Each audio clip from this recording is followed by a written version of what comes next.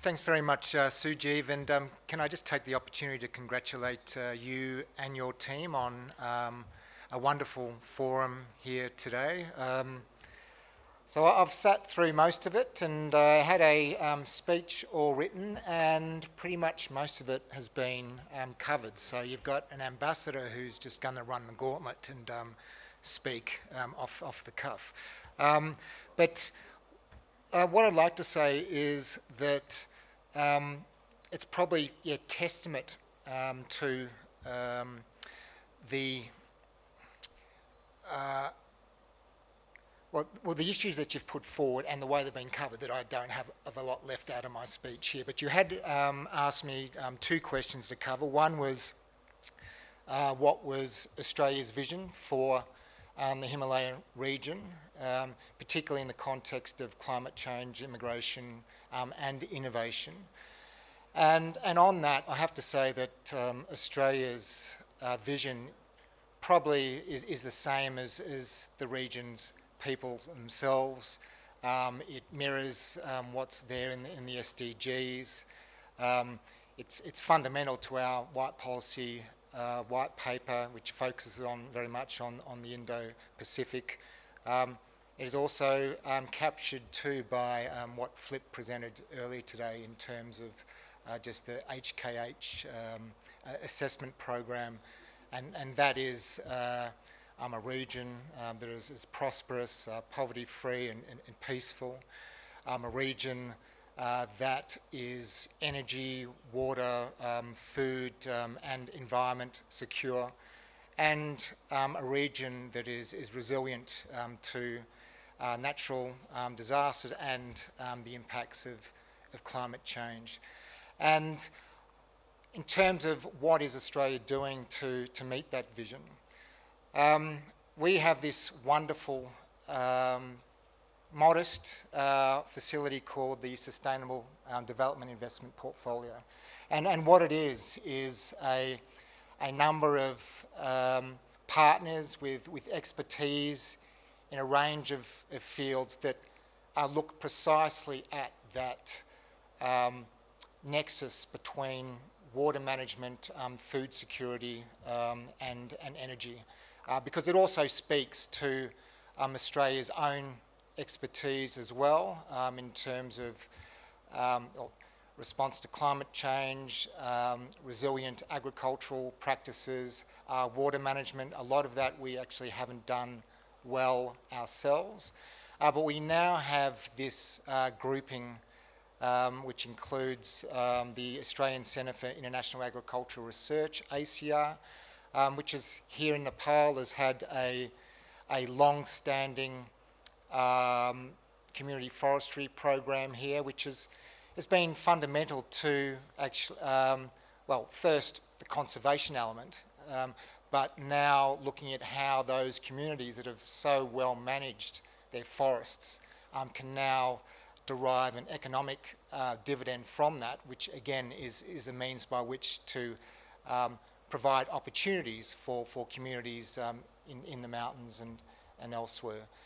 We have ACR has also been doing some wonderful work in India, I should say, too, in terms of working through mechanisation and new farming practices to provide or support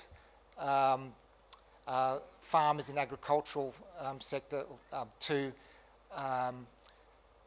be prosperous, to deliver sustainable farming practices, and to be resilient to the impacts of climate change.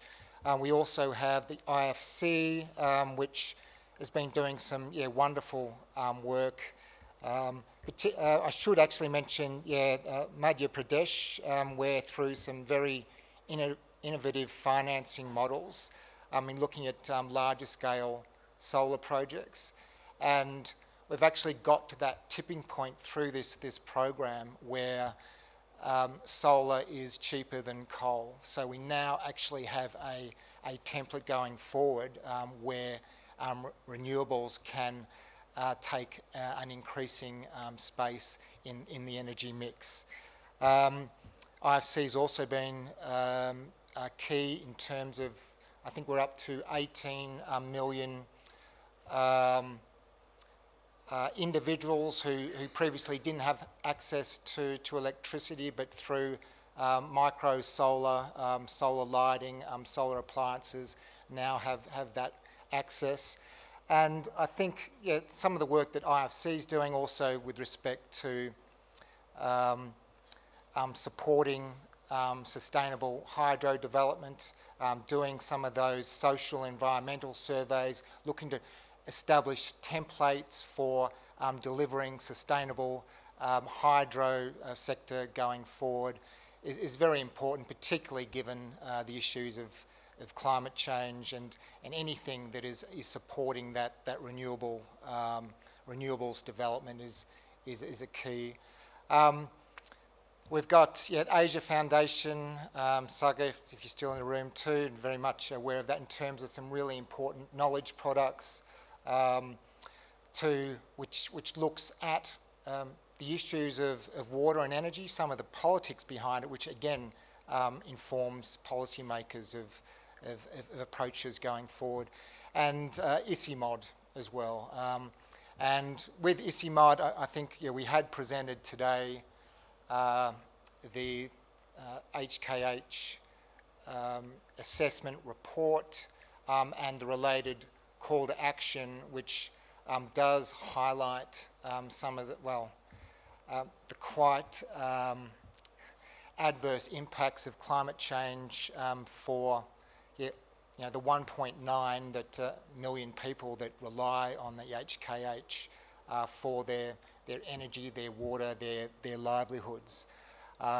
And speaking as the chair of the ICIMOD support group, I think that call to action is going to be a key element of my responsibility going forward to ensure that messaging and the messaging for the mountainous people is advocated through my own government and other governments through both national, regional and international fora, that the HKH assessment report actually provides the information, a framework that shapes activities, programs and policies going forward.